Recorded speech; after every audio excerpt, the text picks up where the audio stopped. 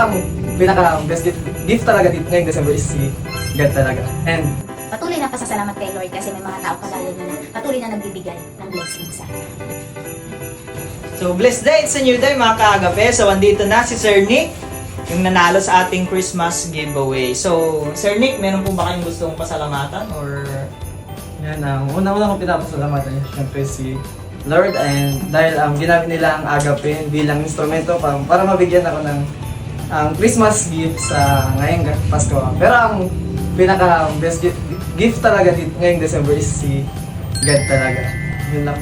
So, yun. So, God bless, Sir Nick, and tuloy-tuloy mo lang mag-serve kay God. God bless.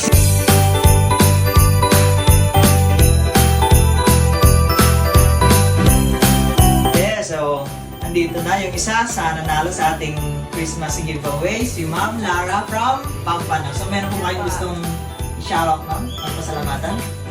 Shout out kay Lord dahil napaka-unexpected gift nito para sa Christmas. Salamat din sa agape kay Sir Charlie at kay Ma'am Ana. Salamat sa pagpili na naway mas marami pang blessing yung bigay ni Lord sa inyo para mas magdami pa din i-bless. Patuloy na pasasalamat kay Lord kasi may mga tao kagaya niya na patuloy na nagbibigay ng blessings. Yeah, so galing kay God yan, Ma'am. So kami ay instrumento lamang para mabigyan namin kayo. Kami daluyan lamang ng blessings para may bigay namin sa inyo. It's the best gift from this Christmas is God.